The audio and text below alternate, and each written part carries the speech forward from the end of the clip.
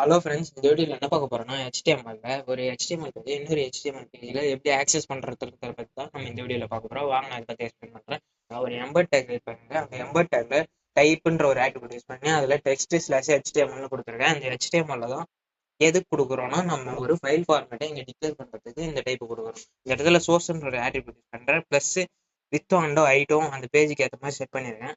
Plus இந்த source ஆட்ரிபியூட்ல தான் நம்ம அந்த HTML பார்த்து கொடுக்க போகிறோம். நான் இங்கே ஒரு HTML பேஜ் நான் ஆல்ரெடி கிரியேட் பண்ணி வச்சுட்டு ப்ளஸ் அந்த பாடியில் ஒரு கண்டென்ட்டை கொடுத்துருக்கேன். Hi friends, welcome to my சேனல்ட்டு ஒரு கண்டென்ட்டை கொடுத்துருக்கேன். இந்த ஃபைலை நான் காப்பி பார்த்து கொடுத்துட்டு நான் இங்கே பேஸ்ட் பண்ணி